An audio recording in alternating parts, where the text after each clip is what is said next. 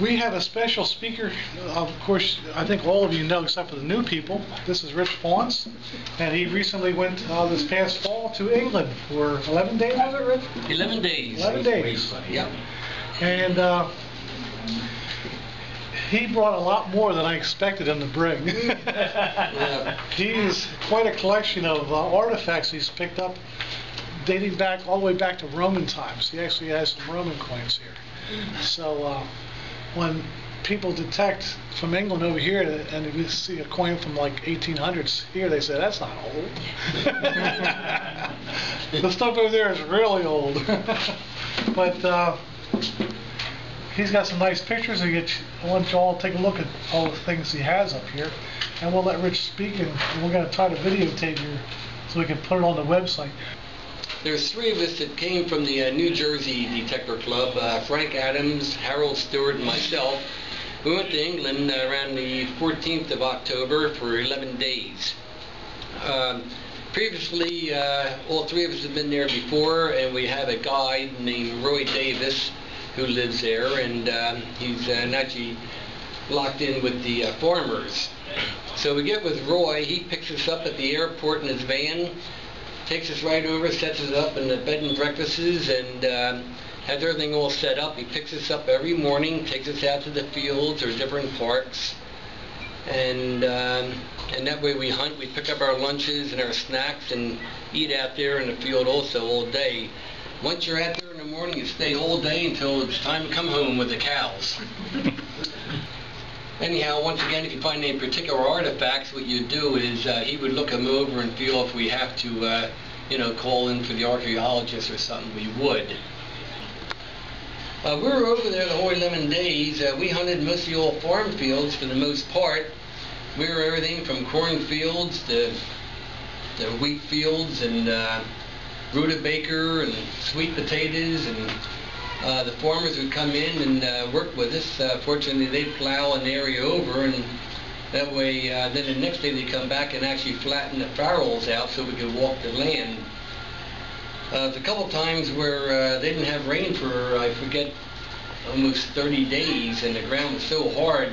I actually bent my shovel, and so did Frank Adams. We had these trench shovels. We bent them so bad and twisted them, we just had to throw them away, and we just got some other ones. But then it started raining each night, and once again that really helped out. It's just amazing, as you say, we find any coins here that are 17, 18, or 1900. Why, they're all modern, and of course to us, why, we're glad to get a hold of them. But anyhow, we started finding the hammered silver coins from the medieval kings, and that was really nice, which we always go for. And then actually we found some Roman coins too. Then, needs to say, the Second World War, we found all kind of bullets and shells and casings and different things right out in the middle of the farm fields that we were hunting. I've heard the term hammered silver. I've seen it in magazines and on websites. What does that actually talk about? The hammered silver, what they did was, more going back to the medieval time, I had a date on it when they started, the first kings, and they just take a piece of round silver, and actually they made themselves their own dye and everything. And what they did was they take the round silver and they would make it, and they just take a real heavy hammer and smack the silver. But they actually engraved and edged their own dyes and cast where they would imprint it. They could even got it where they could even do the underside at the same time. And that's about as much as I know, and actually would cut the silver too. Going back, I believe, up to our old friend Henry VIII, what happened was, originally, these hammered silvers all had a cross on them. And it went only into the inner circle of the coin, the cross would. Well, of course, somebody gets pretty smart after a while, and they said, they'd go and trim off the outer edge and cut the silver off and take that silver and just leave a little bit of the coin left, just enough with the cross on it. Henry VIII said, I had enough of this stealing going on out of my mint. So he turned around and had the cross made all the way across to the total outside circumference of the coin, so you couldn't trim off the outer silver no more. Some of the things you hear about. far as coins go, I found this one Celtic coin, Sierra of what they call Bothia, and that was in the reign of actually what they call the first people of England. And that was from the year of 15 to 75 BC. And I got that identified. All the books that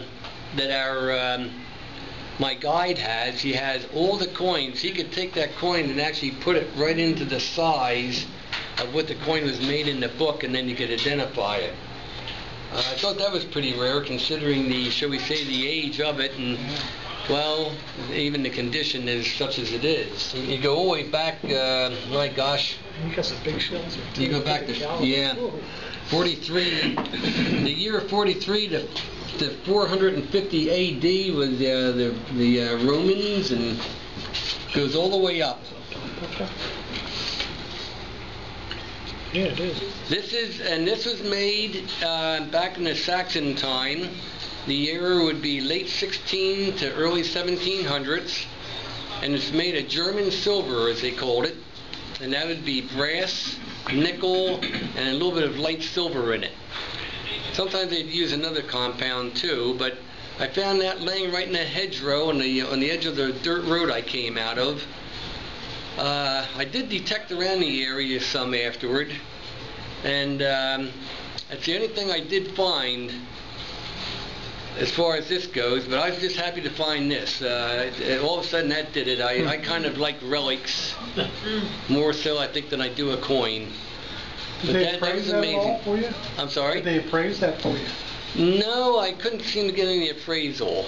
I took it to a jeweler in Haddonfield, and he identified it also, and he scraped it off, and actually it'd really be hard for you to see it, but in the light he only scraped off a little bit. Actually, that thing was actually a bright silver, the whole thing at that time. If you want to look at that mark right in there, I don't know if you're going to pick up on that or not. It picks up pretty good. Yeah, and you wouldn't have known it, but you know, due to the probably chemicals or anything that's in the ground, of course, you get your certain, it leaches out some of the other metal that doesn't hold up. And what year was it determined on that? Late 1600 to early 1700 during the Saxon. How much would a trip like this cost? I've seen a few of them on the internet.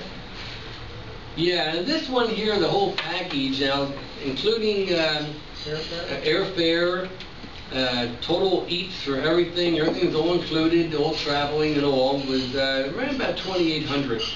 What was the name of the group? Well, Roy Davis is our guide.